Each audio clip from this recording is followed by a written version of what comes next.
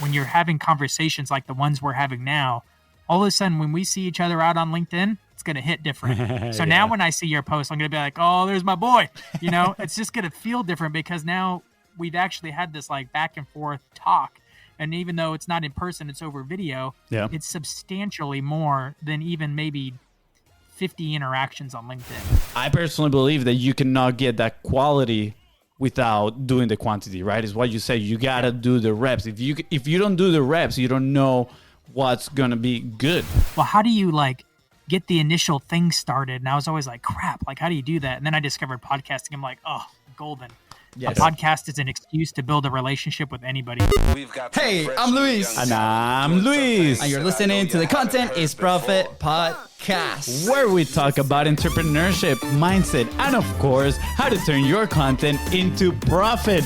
But most importantly, we are here to have a good time with you. That's right. Go to contentisprofit.com and join the community. That was sweet. That was smooth. Yeah. I'm glad I caught it because I was about to go. Just okay. It's all good. Hey, what are we talking about today, Fonz? Yes, thank you for asking. Today we're talking about how can you drive revenue or revenue. Let's go. Through podcasting. Either revenue or revenue, whatever you prefer. Oh, this is so good. Such a hashtag juicy topic. Let's go. It's going to be absolutely amazing. Hey, who's our sponsor today? Thank you for asking, good sir. Today's sponsor is ourselves, the BIZBROS. Yes, we sponsor today's episode with Content Momentum. And you might be asking yourself, what is Content Momentum? Well, if you produce long-form piece of content just like this one that you're listening to or watching, and you need a fractional content team to come in and multi-purpose that content, we're here to help you out. So slide in the DMs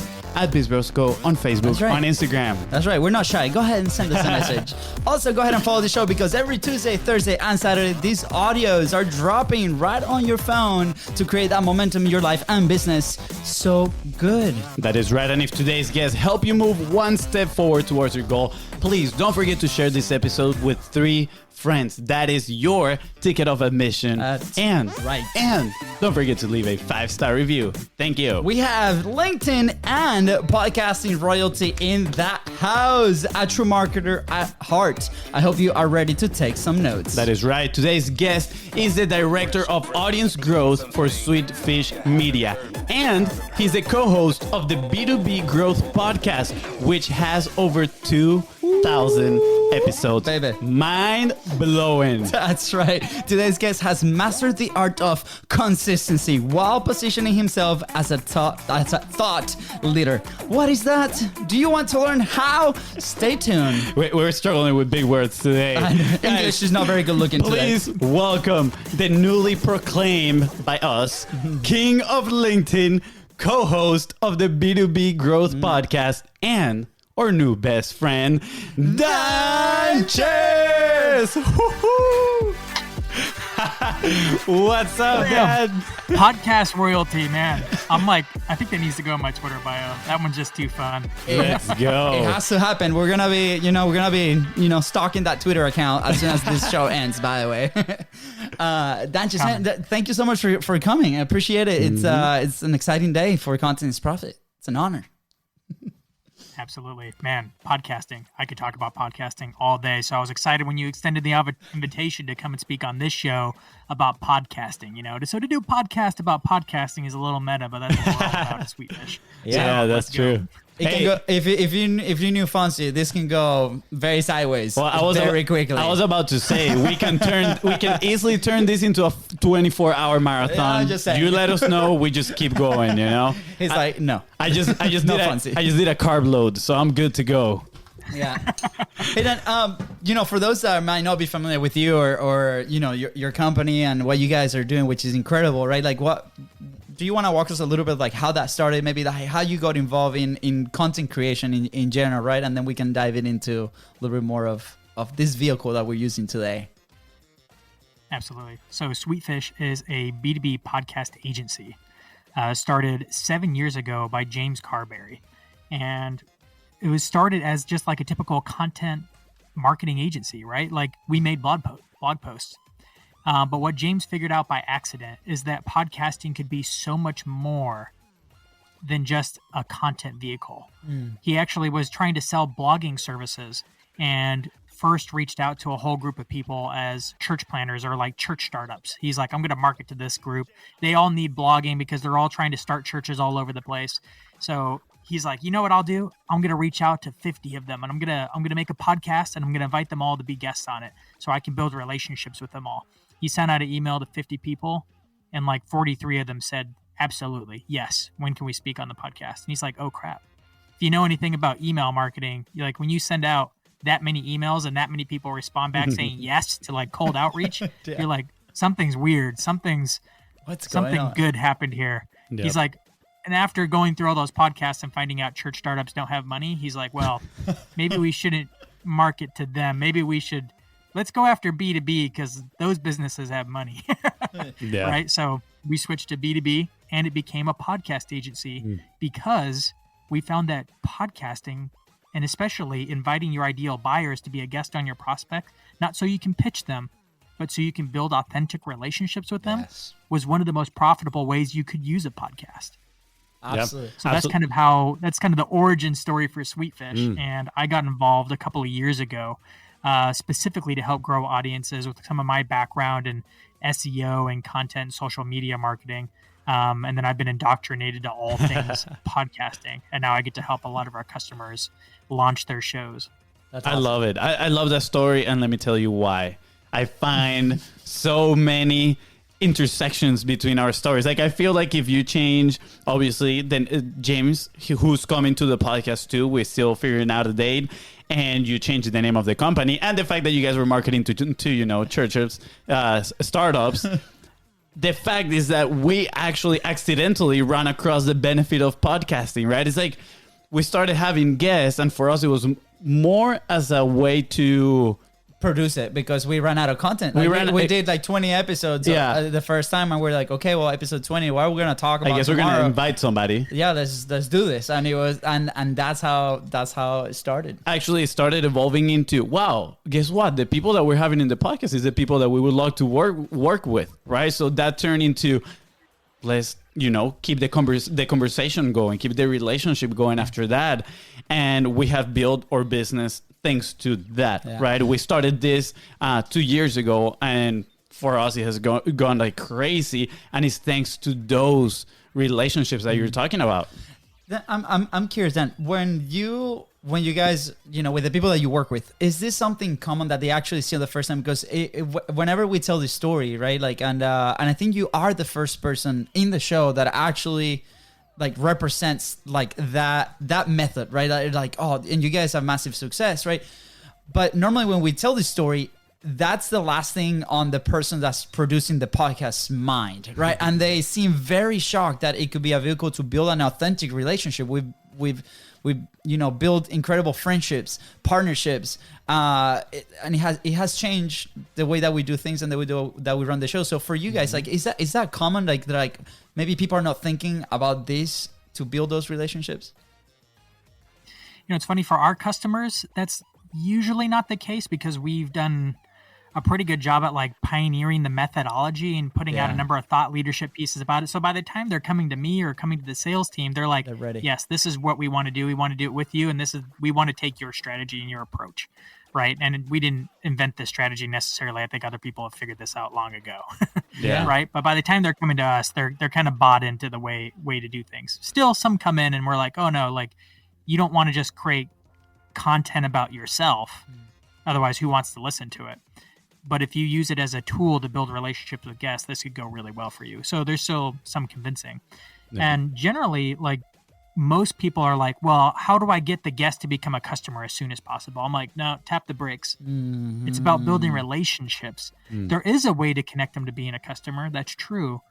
But oftentimes there's a lot of intangible benefits to just building out that kind of a network, right? Yes. You guys have seen it with yourself. I mean, you say you're 230 episodes in? Yep. That's a freaking ton of episodes. Like most podcasts don't make it past episode 7, right? That's like 90% of podcasts right there. Yep. I heard today that like only 23% of podcasts on Apple right now are active. Yes. So yes. Congratulations. You guys made the cut. Thank you. Let's go. Too. Keep going. He's pioneering the cut. Pioneering, yeah, we're grabbing onto the rope and let's go see if we get there. No, that's awesome. And what you just mentioned, it also taps into these marketing principles of people that consume the content are involved in the communities, right? Like there's different points of contact. I'm assuming, right? There's this whole ecosystem that they're a part of, right? And then when they come to have a conversation with you, that decision is frictionless. I think one of the first names of the show for us was in pursuit of the frictionless sale, right? I was like, okay, is that really a thing, right? And we've had multiple opinions where people come in and they're like, no, right? Everything has to have friction because XYZ, and they have their point of view, right? But for us, really, when this vehicle, this relationship building machine, right? And you start identifying people that you personally resonate with because your personality is very similar. You like similar things. You guys serve same type of clients, solving similar problems, right? There's this real synergy that in the past I've never really felt except with my soccer team, right? So we're like, what's going on? And it's very powerful. So what you explained there on how people get to you guys, and it is a real thing. It is something that can happen, but we have to be very careful to not use it for evil, right? That's the thing. Not use it for evil. Yeah, I mean we live in a marketing world where there's a lot of, I mean, obviously, I'm going to overuse. This word is overused. Noise, right? There's a lot of noise around. But more than that, I think the message is just a little bit messy in the terms of people are just going for so much of the sales, so much of the traditional marketing funnel on the top of the funnel awareness that is like, let's bombard people with our message so they immediately buy. And I think that does have a place in everybody's marketing, but I love this approach just because of the fact that you're saying it's like having a network has an intangible series of benefits, right? It's not, I mean, we're becoming friends, as we're doing this, but who knows, there might be other opportunities, whether that is working together, having a partnership, or eventually, us introducing to other people inside of our network. Is so key. So I'm curious, maybe somebody that's still doubting, do I need a podcast? Do I need a platform of my own to build these relationships? What would you tell them to, maybe motivate them a little bit to try it out? For a company or a independent person? Could be a company. Let's talk in the terms of B2B, since it is the world we both move in. Yep. I think a podcast is more strategic even than a blog for many reasons. Partly because of the network effect, right? You end up interviewing all these people. Those people maybe they don't become customers. Maybe they are strategic hires later on. We literally just hired someone that we wouldn't have had a relationship with had I not interviewed her a year and a half ago. And now I'm like, wow. Yes, so-and-so's joined the team, right? It makes a huge difference. They become your employees. They become your strategic partners. Sometimes the person you interviewed, it wasn't the right time for their company. They leave that company, go join a new company, which happens every 2 years, it seems like, for marketers.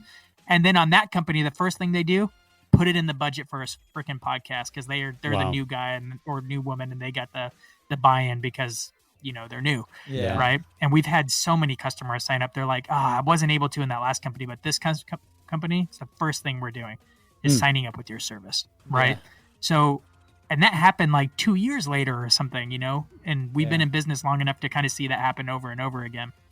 And then it ends up impacting your social media in a way that I'd never expected. When you're having conversations like the ones we're having now, all of a sudden when we see each other out on LinkedIn, it's going to hit different. So now when I see your post, I'm going to be like, oh, there's my boy. It's just going to feel different because now we've actually had this back and forth talk.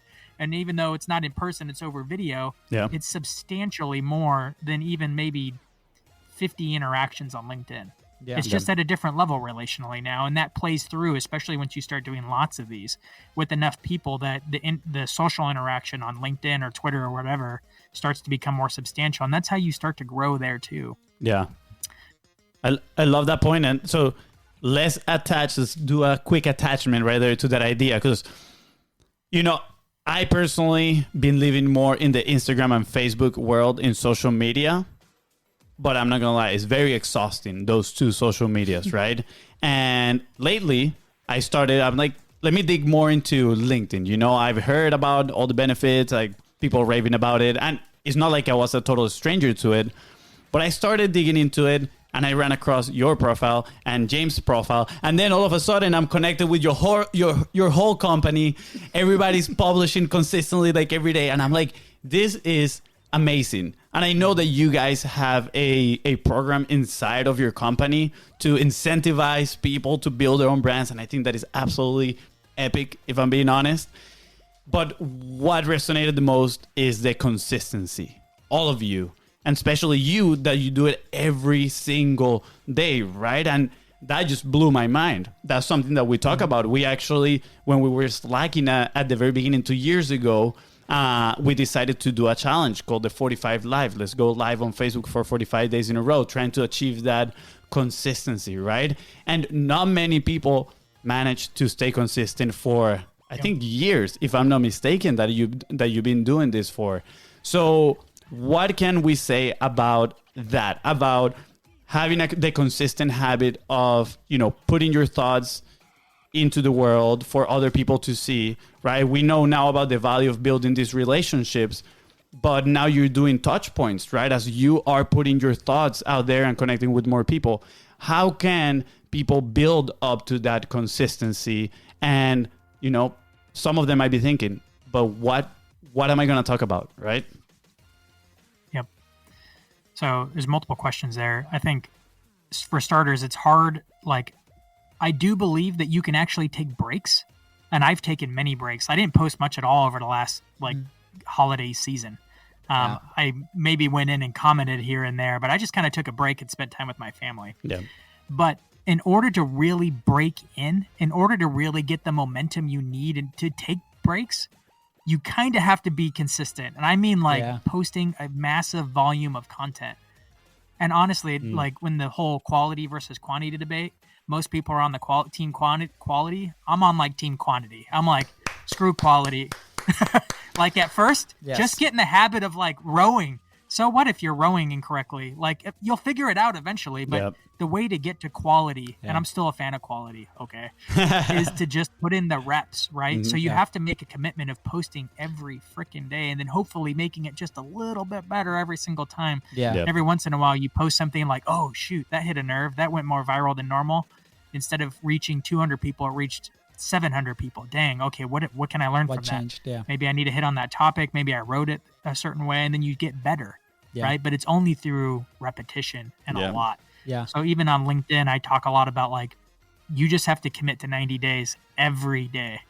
And you might wing it every morning, or you might come in a system where you batch it. Try both, but figure out what works for you. And don't let a day go by without posting or something. Like you guys have hit, you talked about your 45 challenge. Like that was freaking genius. It's hard to do, but it just forces you to stay consistent for a while, and then you get good at it. Absolutely. I mean, now I think we're gonna have to do times 2 90 days, and keep up. But here like what changed for us was we had this meeting.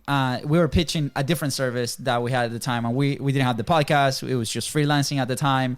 And the guy was like, well, this is great what you guys are doing for other people, but what about you guys? And it was like complete silence, like online, no website, no social media, no nothing, right? And everything was like personal, just like here and there. And that hit hard, that hit a spot. We're like, man, yes, that's true, right? And that's where the challenge came up, right? And the first time, day 15, but guess what? It was because we created a relationship, and that ended up being the biggest client that we had at the time. And we're like, oh, okay, consistency works, right? And then it's like, and it wasn't the video that explained the product. It was the video that connected with the person to be able to have a meeting. It was called a content dinner, and we just shared for a night. And then they're like, I need what you guys offer, for example, right? And I was like, wow, this is incredible. Then we do it at the same time. But then we decided on the third season, we decided to do it open to public. We had about 100 people in the challenge, and about day 10, that's the first hump. People are like, man, what else? Kind of like the day 20 for us in the interview, in the show, for example, right? So, in our side, you mentioned personal, what works for you, right? In our side, Fonzie has his own personal framework. I have my own personal framework, and we discovered this through executing that. The show has its own framework. Now, what are some of the frameworks that maybe you guys use, maybe at a personal level, to stay consistent, right?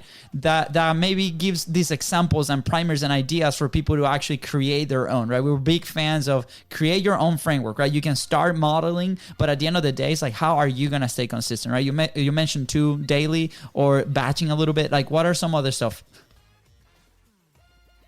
Personally, I've tried a lot of different things. I find that just coming up with content maybe a few days ahead or even just that day. Like this morning, I woke up early and sat down. Yeah. And I had someone assigned me a task in Asana to promote a new job we had. So I was like, okay, how can I frickin' get this post to go viral and do a heck of a job getting everybody who sees this post to want to work for Sweetfish? If you go look at that post, it did really well. But I had to sit there and think about it for a while. And it's really the opener on LinkedIn. It's all about the first 3 lines. So you can get someone to click see more. And if you can get them to read more, like it's optimized for dwell time. So you have to think about that. And I was like, how can I write it? How can I open this in such a way to get someone to read the body? And then how do I get someone to read the body to leave a comment? Because LinkedIn's very comment focused more than the share button on Facebook. Generally, if someone comments on a LinkedIn post, it almost counts as a share because everybody will then, all their followers will see it with their comment attached to it. So it's almost as if they tapped share already. Yeah. So I had to sit down and think about it this morning, and I probably wouldn't have been able to write it that way had I pre-planned it, and it's okay. Yeah. If I know I have a really busy week coming up and I don't have time to write the post, then I'll pre-write them all. But even then, I still have to time block time, and that's something I do is I time block on my calendar when I'm going to be engaging with people, so that my calendar is never so full that I can't engage with all the comments on LinkedIn. Yeah, I think that's a genius tip right there. I think people don't set the time apart to actually be present in social media. Like, it's so often that we just grab the phone and open social media and start scrolling mindlessly without an objective. And I think what you just mentioned right there is what we call a golden boulder, right? Just like a golden nugget, just way bigger, which is set time intentionally to actually be a part of social media and interact with people and comments, right? And I wanted to make a point from something you mentioned before about quality and quantity, right? I personally believe that you cannot get that quality without doing the quantity, right? Is what you say. You got to do the reps. If you don't do the reps, you don't know what's going to be good, right? And the issue is, and I was stuck in this for the longest time, I was trying to get the quality at first, and I was just being a perfectionist. And guess what? Perfectionism is, number one enemy or friend of procrastination, right? And I never published anything at the end of the day. So it took us going live, no editing, no nothing, as raw as it was, right? Just put our message out there for us. Still logged into a few editing services and try to play a little bit. I still like to, if I got the time, tweak it a little bit in there. And then the second point that I wanted to make is that I think kind of like a little bit in between the lines of what you just mentioned is content being a little bit reactionary in the sense of we get ideas throughout the day that we think, oh, this is great. Like, I can totally write a piece about this. And then we put it in our to-do list. Like, here, write a piece about this. And then when we go back to that, we lost the inspiration and we're just thinking, okay, what was it that I was going to write about this? How can I make it good? But if at that moment we actually write something, 250 words, let's say, we can put it aside just to schedule it for later. And I am sure most people, especially if you're consuming content in social media, you get more than 3 ideas a day that you're like, oh, I could write about that, right? So it's about, I guess, like just taking the leap. It's like have the confidence to sit down, write something, don't get distracted, and then set it aside so then you can give it the time and publish it. So thank you for that. I think that is an absolutely great tip that you said. I just kind of like want to rephrase it a little bit, hopefully so people can understand that as well. Now I'm curious about B2B growth. 2,000 episodes. Let's start with what have been some of the best lessons you've learned from that stage of your life. 2,000 episodes. You really don't achieve 2,000 episodes single-handedly. I've only put in, I'm trying to think how many episodes I've done. I've probably put in over 150 episodes myself. many solos, many interviews. I'm probably over that point now. And I think James has probably put in 1,200 episodes. Wow. And now he doesn't do many at all. Yeah. I'm a co-host because there's been many co-hosts for B2B Growth. And at some point, I think they had as many as 10 co-hosts. Wow. And that was a busy season. But now I think we're down to probably like 3 co-hosts. Yeah. With someone, we actually have someone on the team that's like all they do is co-host now. That's their full-time job is building relationships with ideal buyers via inviting them to speak on the show. Yeah. And he's a fantastic interviewer. I'm so glad we hired him. He's also just friendly and great at building relationships. Yeah. So I'm still even co-hosting some episodes now, but I'm using it more strategically to build strategic relationships or to put out content that I think is needed out there. I'm even launching a new podcast, so that's coming soon. Nice. Because like you guys have probably figured out, you can only accomplish so much with one show. In fact, I can use that to segue to like, we found that there's actually 5 different ways a B2B podcast can earn revenue. Wow. B2B Growth we tried to do even too much with the show at first, or over the last couple of years. It's like trying to accomplish too many objectives. Yeah. And a podcast is a freaking Swiss Army knife. It can do a lot of different things for you, yes. but it can't do all of them all at once well, right? That's right. I love that you mentioned this because on Mondays we have call with one of our mentors, right, every day, and he's dabbling into the podcasting world. We exchange these calls, right, and he's like, well, what you guys are doing, we have people coming in with like, hey, how do you guys produce the live show? How do you guys do this? The how-tos, right? Like what equipment and the thing, and it's like the initial thing. Then other people, it's like, how do you actually use it as a tool to generate the revenue, right? Or create relationships or like strategic, like it's just a lot, right? So the guy's like, well, for the education purposes, right? If you guys want to go there, which what we don't do now, right? Where are you guys going to focus? And we're like, well, if we unpack the show, there's like these 10 different things that, these different stages that can serve a purpose, like a very specific purpose. And that alone can bring a lot of benefit to the people or the business using it, right? So internally, us too, we're being like, okay, what is the direction that they're going to go there? Like the objective of the show is very similar to what you guys are doing. We don't offer podcasting services. We do something else, but it's like, okay, that's the objective of it. And in fact, the first 7 months of the show, we didn't even see the data on the content that was coming out of it because that content served a different purpose, right? So it's like you said, it's like it is a Swiss Army, and probably happened to you guys, but how I saw it was because we're starting to explore those possibilities. We're like, oh, well, this works here, but what is the thing that really resonates with us that serves the purpose of the company, right? So is it okay if we ask what are those 5 ways? Or is that the top secret?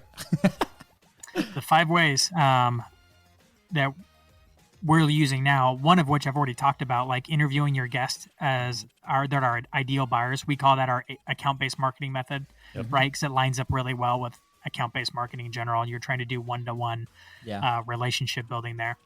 The next one is demand gen. Right, which has been made super popular by Chris Walker. So naturally, he's been championing like, oh, start a podcast. So people are like, oh shoot, but I need some help with podcasting. Sweetfish, yeah, right? Yeah. Sweetfish can help us. Yeah. So I get on with phone calls with them. They're like, well, we want to generate demand. I'm like, okay, that's cool. Really, like the way Chris Walker does demand gen and not just performance marketing demand gen is the really secret ingredient. Though he doesn't like it called that, is thought leadership, right? Like you have to have a really strong point of view or methodology that you're bringing to the market that the market actually cares about. It's bringing a solution to a problem that they're all like, why isn't this working? Chris Walker did it by calling out the fact that maybe lead gen isn't working as well as we thought it was, right? Yep. And marketing attribution isn't as cool as we all think it is. As fun as it is to look at all the fancy graphs, it's actually not yielding the results we think it is, right? That's the point of view he's bringing. That's the thought leadership he's bringing. Yes. And he's just essentially saying a lot of the same things over and over again, but customizing it for all the questions that comes in to create great content. I know, I love the show. Yeah. So those shows are all thought leadership driven and then audience growth driven so that you can kind of get your thoughts and ideas and your thinking to solve problems. Yeah. Naturally, some people will take the thinking and be like, oh, can you help us with that? And come and buy. Yeah. You're generating demand where there wasn't some. So that's number 2. The third is industry influence.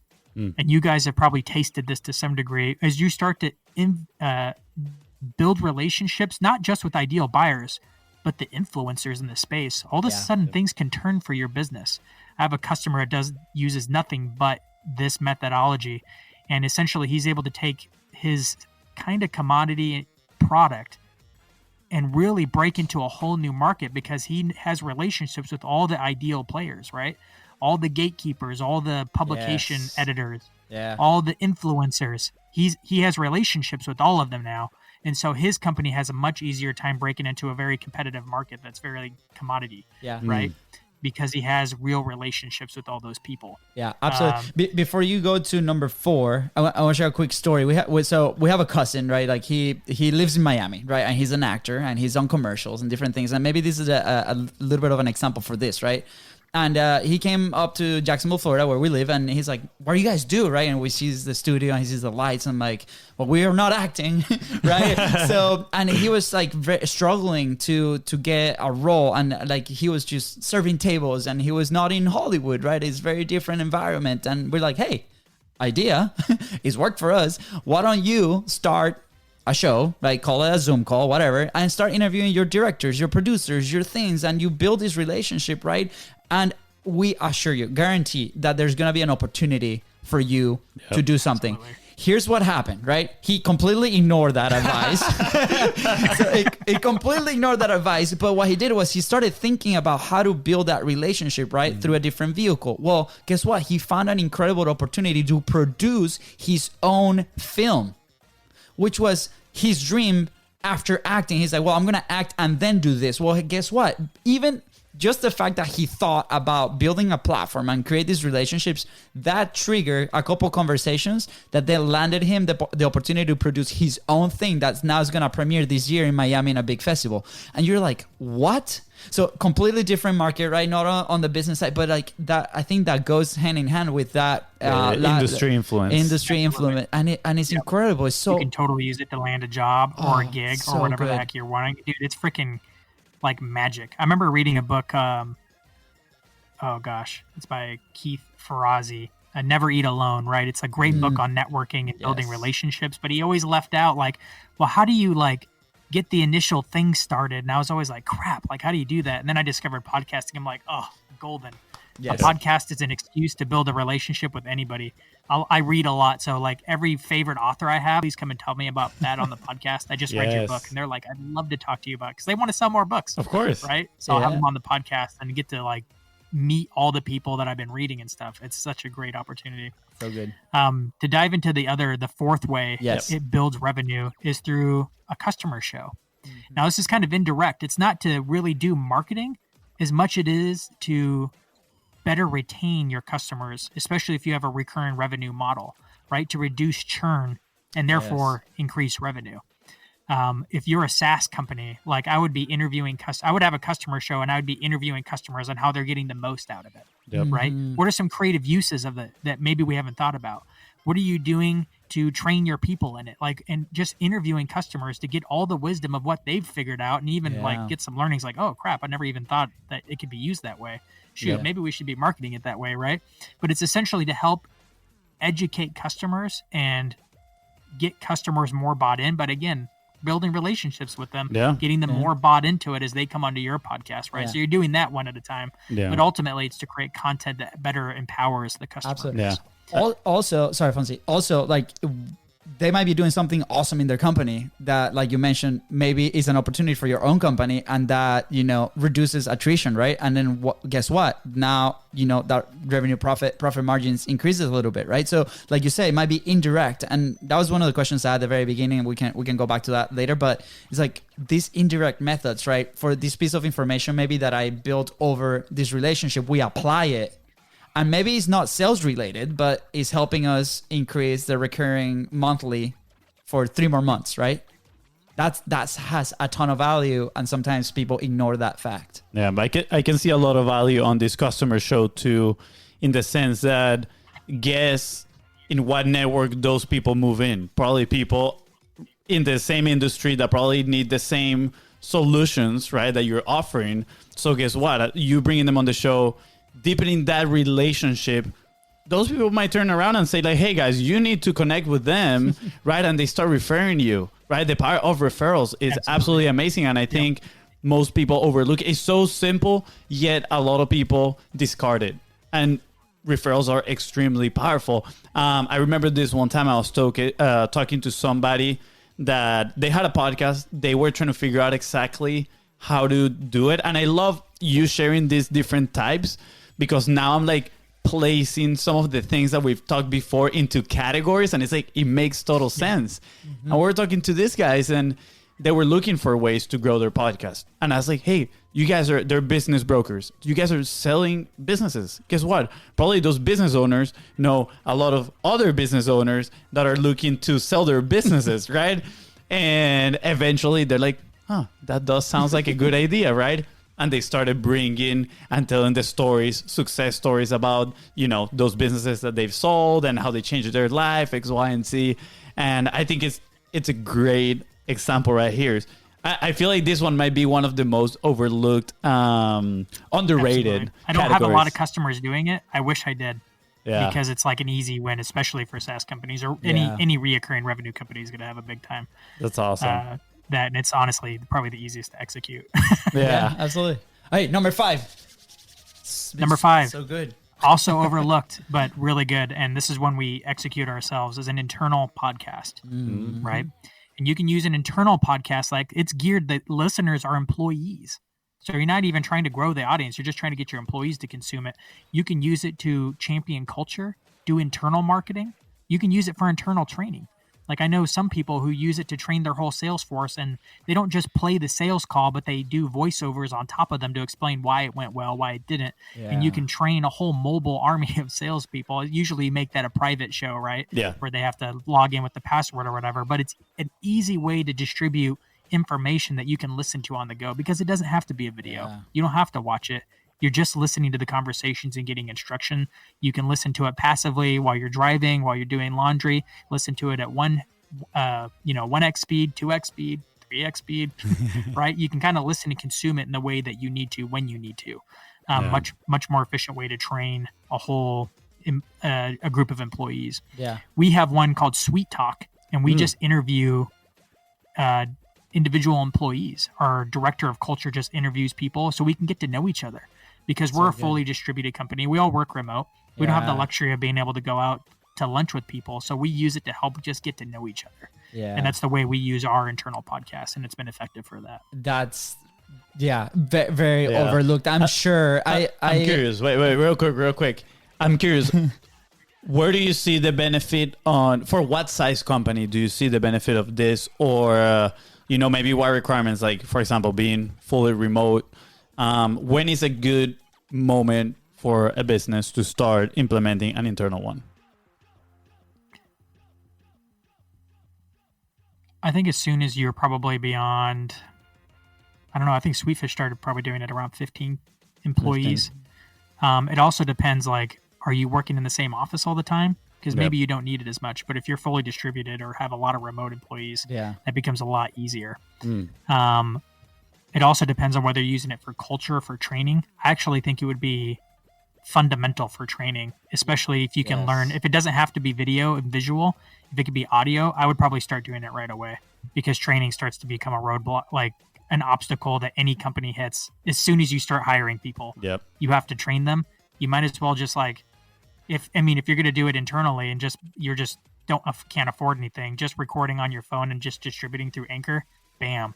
As soon as you remember things, you could be distributing it and essentially documenting it for future people to listen to later on down the road. So there's ways to start cheap, but then some companies like to dress it up a little bit more, and especially if you want to start making training and slicing and dicing it so that the phone calls need to be dressed up a little bit more, then they hire someone like Sweetfish. But generally, a lot of these things, you don't need someone like Sweetfish. Actually, I try to tell people, like, hey, start a podcast. Like, you don't need an agency to do it. I mean, I understand why people sign up for agencies, but like, figure it out, do it. Start a free one on Anchor and just go for it. Yeah. Just start interviewing people, and then again, volume. Like, just get a little bit better every time. Yeah. Screw the intro audio stuff, like, and lighting, and just use your Mac in a Zoom call and just dump it on Anchor and figure it out, and then add the better lighting, and then add a buy a microphone eventually, Yeah.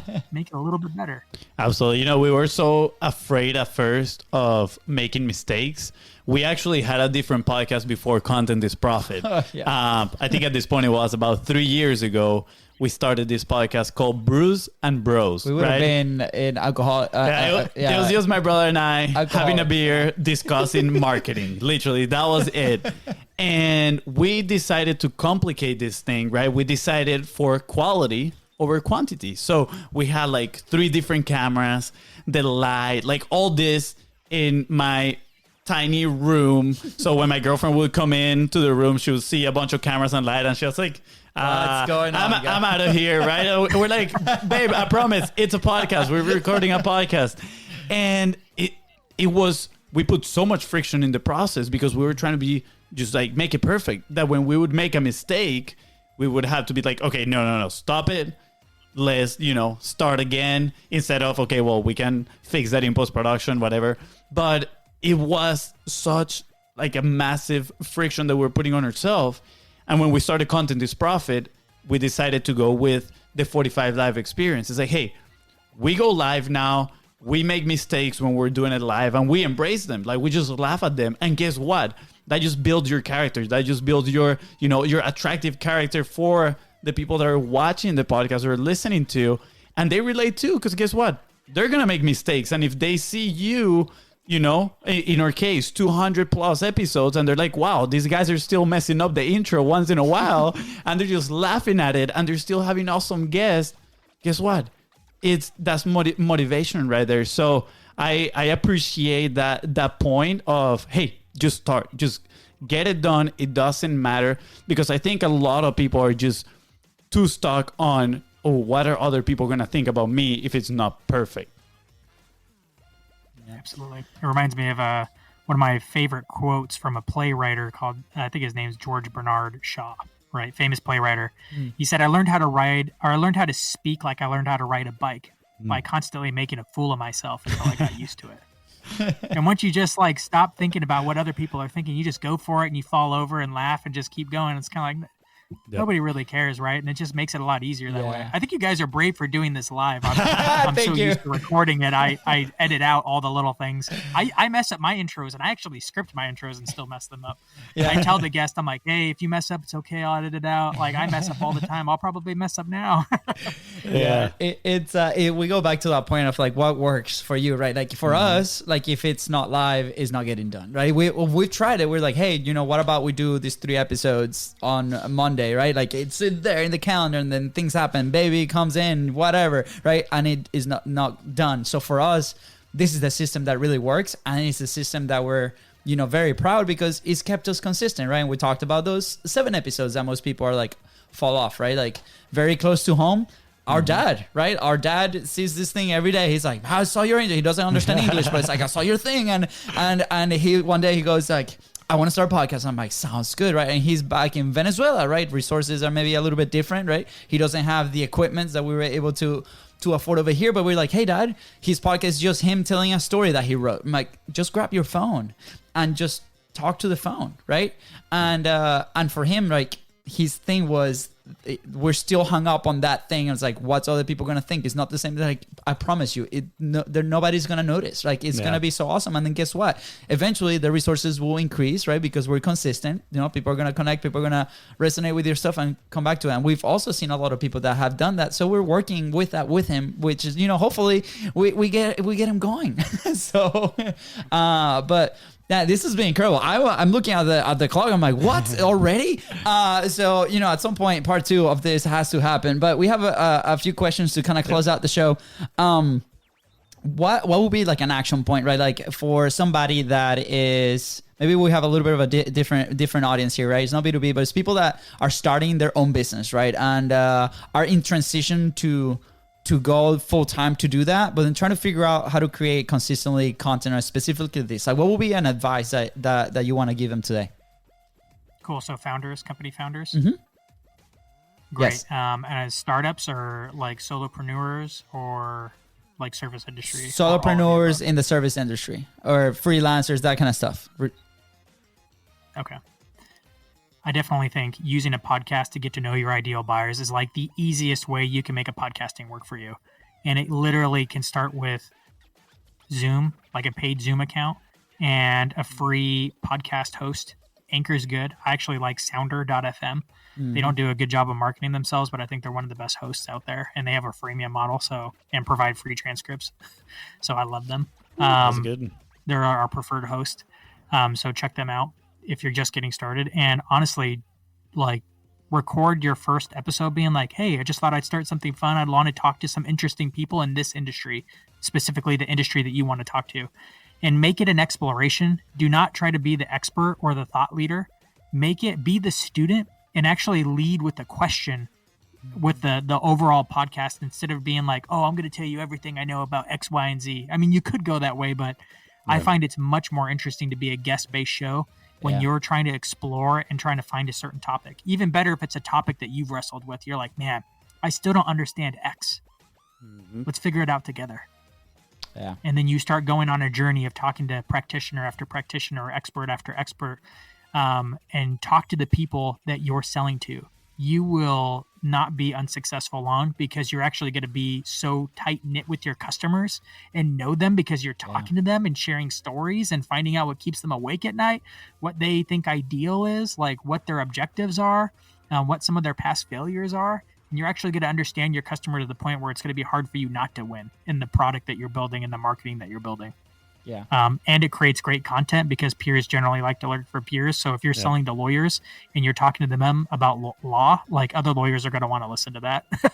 So it's the easiest way to get started, and it just costs so little that there's really no excuse other than just, I guess, the fear of reaching out and getting rejected, which honestly, this is probably like, I hardly ever have people say no to me. Yeah. Even if I'm starting a new podcast, has 0 following, and I'm like, hey, do you want to be on my podcast? People are like, if I get a response at all, it's always like, sure, or what time, or something like that. Yeah. At worst, I just get ghosted and they don't say anything. At worst, I've never had someone say no. It really never happened. That has blown my mind too. Is we actually had one person in all 234 episodes say no. It wasn't him, though. It wasn't him. Yeah, it was his team. His team was like, we were trying to go through the gatekeeper, and they were like, they wouldn't answer, or they would see the message and it's like, oh, maybe later.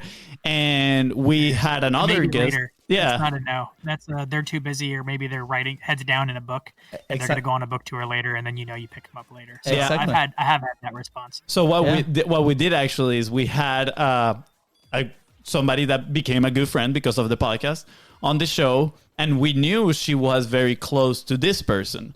So we had a conversation, and at the end, it's like, hey, let's talk real right here. We told her the whole story. We've been trying to get him on the show. They've been telling us no, and we know it's not him, the one that's been seeing the messages. And she's like, oh, don't worry, I'll put you guys in contact. I got you guys. Yeah, and she got us on a group text all together.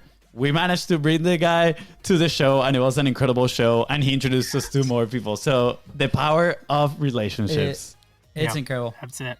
Dan, one last thing I could say, and this is important because a lot of people get this messed up in the beginning. Don't chase the influencers or the people that are like everybody's chasing. And you think it's going to do a lot for your show, and you guys probably know from experience too, you're like, no, because they don't share it on their Twitter accounts or whatever. Like you'd be really lucky if they did. Like we've had the Gary V's and Simon Sinek and like all those kinds of people on our show, and it's kind of like, those aren't even great performing shows. They're not even the most downloaded. Yeah. Honestly, usually our own internal episodes of us internally talking are usually some of our most popular. Yeah. Ones. Interesting. That's really important.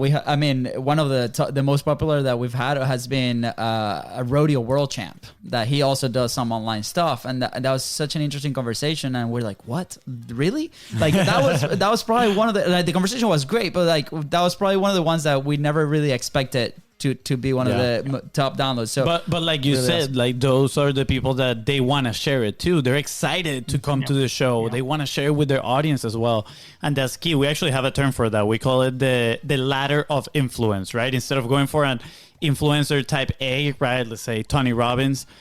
Yeah, like if we manage to get him on the show, sure, we can promote as much as we can, but still, he will probably not share it on his social medias. And it's going to be a very different interview that if we interview a level C influencer that might be just one step above us, that he can also help us increase our level of authority. He's excited to share the message with his audience. Everybody grows their audience. So I think there are ways to put yourself in win-win situations a lot. There's a lot of people out there willing to be in shows, share their expertise, and they want to build relationships as well. Dan, last question of the show is, where would you or Sweetfish, right, like be without publishing if you never started publishing?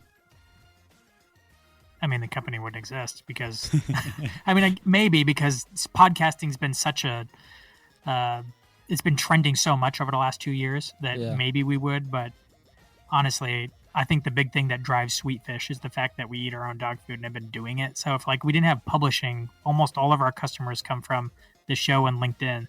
And it's we've done like literally probably less than $5,000 in ads over the last 7 years. Wow, that's amazing. Yeah, that reserves. Now that's a problem, and we need to start. I need to start paying because that's probably a little bit of a missed opportunity. But just to kind of give you an idea of like how much we haven't spent on paid media, it's been all organic. And as a marketing guy, I'm like, we probably have been running ads a while ago. We probably be a little bit bigger now. But Yeah, Dan, I gotta apologize for my brother. Usually has a control of the sound. I was just so in shock because I was not expecting. This moment was perfect for the horn. Where's the horn at? I thought it was a golden boulder, man. Like, you wearing your helmet? That was and good. The audience is going crazy over here. It's going insane. That was key right there. That was good. And that was good. Okay. Part 2 has to happen at some point in our lives, just so you know. Open door, open invitation. Now, where can people find you guys? Where can people connect with you? Where can people learn more about you and Sweetfish? Certainly. You can find us at sweetfishmedia.com. You can connect with me. I'm most active on LinkedIn. So linkedin.com/in/digital marketing Dan. Or even on my own site where I blog and kind of link to all the different podcasts that I'm on, or our own podcast, danchez.com. Nice. Awesome. Danchez.com. I love it. I loved it. I love the name Danchez. I love how you embrace it and you have it on the back over there too. Yeah, it's so cool. You should learn FONZI. I know. You were so resistant to FONZI. I was very resistant you're very famous, to FONZI. But Danchez, thank you so much for being here today. It was an absolute pleasure. I have a notebook full of notes, and I'm pretty sure the listener right now has a notebook full of notes as well. And if not, you better listen to this episode again. Give Dan a follow. Connect with him on LinkedIn. Let me tell you, it is absolutely amazing. This is, Dan, what really tipped the scale for me and made me, extend the invitation for the podcast. I asked a question on one of your posts, and you answered me with a video. It's like nobody does that. And you were like, hey, this is a little bit of a longer answer, so just go and check this link that I put here. And you made a video explaining, your thoughts. And I was like, this is absolutely amazing. I'm so thankful for you, Dan. I would love to have you on the podcast. And look at this now. Awesome. Personal videos for the win. Yeah, it's like a freaking secret weapon on social. That's a whole nother episode. Yeah, that's a whole, All just right, that. there we go. Anything else you want to add before we head out? I am launching a new podcast called the Attention Podcast, and it's going to be specifically around audience growth and audience growth alone. Like, how do you grow a podcast audience? How do you grow a LinkedIn audience? And what's the difference between people who are just doing content marketing and who are actually growing substantial audiences? Why are solo creators so much better at building audiences than companies, specifically B2B companies, right? We're going to be exploring all those all those topics. So if you want to learn more about that, just connect with me at LinkedIn. At the address I already gave, and I'll be announcing that soon. Yeah, nice. Do we have a date? I don't have a date yet. All right, it'll be soon in the next few weeks. I'm like trying to put some pressure over here. It's all good. All the links that Dan mentioned are going to be right below. All you got to do is scroll down, click all those links, go connect, go engage, go learn. Dan, thank you so much, man. FONZI, anything else? No. Yeah. Thank you. With that said, thank you guys so much for tuning into the Contents Profit Podcast. Go ahead and follow the show in your favorite social media channels and your podcasting channels as well. And if Dan here helped you move one step forward towards your goal, please don't forget to share this episode and leave a 5-star review. See ya. Bye, guys.